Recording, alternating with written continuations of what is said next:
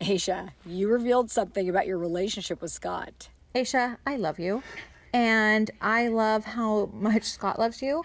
And it's not my thing, but I don't think, like, he's surprised. So this is a citrus poached pear with gold edible leaf.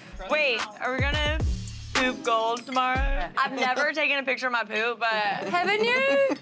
No, is that normal? When I do a really big one, I like to show Scott. What? She sends pictures of her to her boyfriend. Yeah. Perfect. First of all, why do you want to poop gold? Like, why? Everyone wants to poop gold. I want to poop gold without having to eat it. Imagine. You wanna poo and then look in the toilet at your poo and admire it. Have That's you not what you done wanna that do. before? I mean, if it's like a Sometimes big poo, I I'm like, inspect damn, for, that's like, kind of crazy, but I parasites. flush right away. Listen, I'm just insulted we weren't told this in advance, because if we were, I would have had my pot underneath someone's ass. If there was gold, I would have ran off with a pot of gold. So that's just selfish straight off the bat. We should have been told. This could be a business. If I get out about these selling toe pictures, I'm going to get Aesha to in a bucket. I think every relationship is so different, and you should lean into what works for you. It's called love languages, people. That's what I'm trying it's to called, think. love languages. That is Aisha's love language.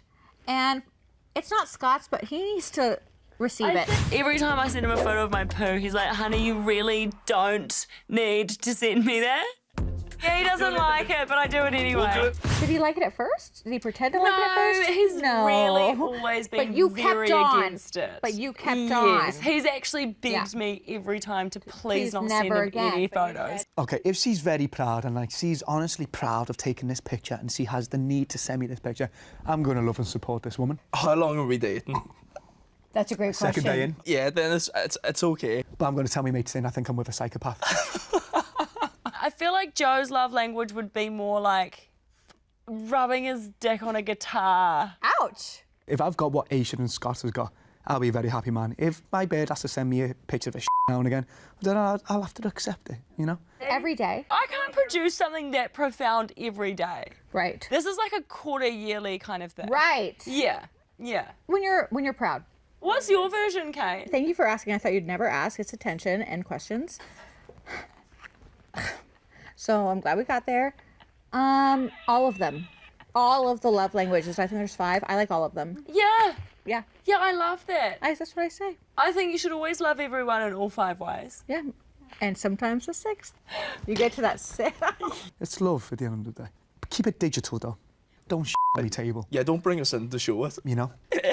Oh my God, guess what? The other day at home, oh my God, it was the funniest thing. I went to the bathroom and I went and put up the toilet lid and there was this massive in there. And Scott had left this poo in there for me. And I was like, oh my God, that's amazing. This is so cool. And then he calls out and he's like, but you don't do that for me though. You don't need to do that for me. You don't need to do that for me. It's not that good. It's not that cool. Let's talk about leaving Athens. That was crazy. All lines on board, all lines on board. We have a boat on our port side, another boat that just pulled in front of me. There's 6 inches between the ground line, the dock, and the other boat. And if I make one wrong maneuver, this season's over.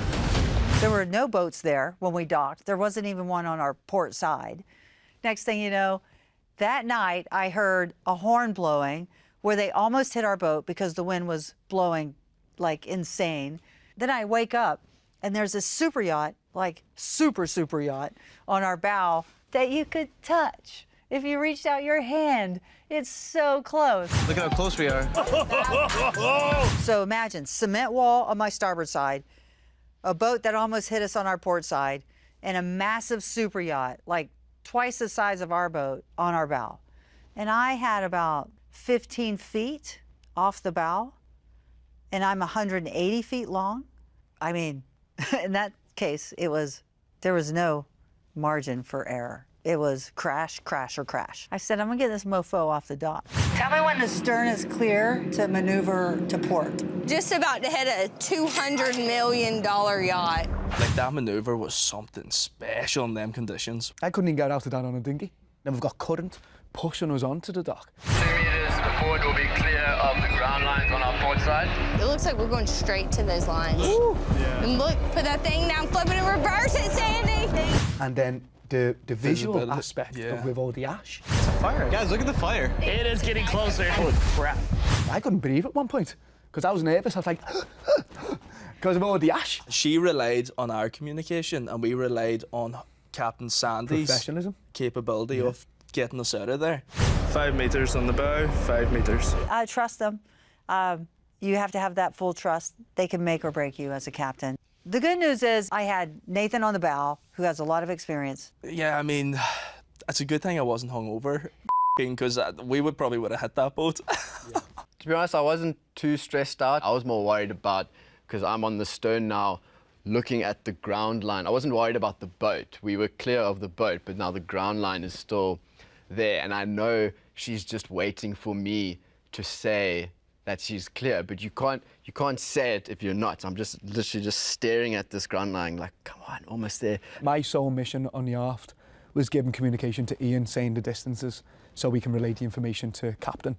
So that was my only sole job at that point. But like I could see us going closer and closer, and I'm saying, Ian, we're like 3 inches away from this boat, brother. Like, call it in, man. You got to still then give yourself an extra few meters, you know, because you can gauge kind of how deep the ground line is, but then you got to remember there's still a lot of boat and propellers underneath you, so you always give yourself a little more room. Like I could literally reach over and touch the boat on our port side. I'm just like, come on, almost there, and almost there. And you're clear. So I think I was just more nervous about making her wait. Thank God it wasn't a hand grenade. That's all I'm saying. That was intense. He saved the day, though. I would have ran over their ground line. Like, there was no part of me that was like, she's not going to be able to do it. Like, you know, when you're kind of waiting for someone to f*** up, I was not waiting for her to f*** up. Good job, Sandy. Woo! Good job. You never doubt Captain Sandy, eh? No. So many things could go wrong, but I don't think of that. All I kept thinking about was maneuvering. I don't think about anything but what I'm doing. So there's no stress involved. It is complete focus. The stress comes after. That's why ice cream's always good to eat after. What'd you get? Vanilla and coffee. I got brain freeze. I think as a team we got that job done. We're professionals at the end of the day. Well, yeah. Some more than others. Do you know what the word Riz means? What? What the word Riz means? No. Doesn't it mean, but it comes from an actual word. Riz. Rise? Riz. Riz. I don't know how to even use it in a sentence. Like you're risen up a chick. Like, Yeah, have but there's you an got actual that? word for it. Sometimes I don't want to know what it means. Elle calls me Riz, doesn't she? I called Joe Riz from the get-go. Joe. I call him Riz. You know, it's the lingo kids nowadays use for somebody who has charisma. Oh, charisma. Light bulb.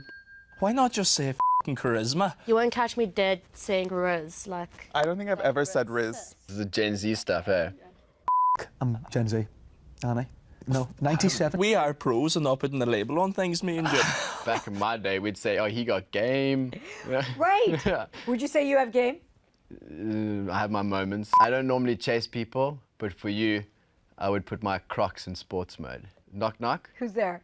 When, where? When, where, who? Tomorrow night, your place, me and you. Ian, you're going to pick your next girlfriend this way. I just called Nathan teeth and I called Joe eyebrows for like a little bit of time. I was eyebrows, yeah. I mean, the state of them. They're like 2 massive slugs, honestly. I need to cater them every single morning. I need to shave here because every single day it just comes out like this. It's embarrassing. My nickname for Jono was Jono Bon Jovi because day one he was a rock star. He didn't need to prove himself. One of the engineers called me iDog, but I don't know. I call Gail Giselle. I don't know where that came from. I think because Gail and Giselle, Giselle, I don't know. What a chat. I don't know, Giselle. But Giselle is like a stand its ground and it's fast and it's mobile and it's just quick on her feet, you know? That does describe Gail. She's very quick to get you. I can give you a kiss on the cheek, right? You can. Friends. She wasn't as quick to get the lines now, in your opinion. I know, on the very last day she did get the lines out. I know, in fairness, fair play. You know.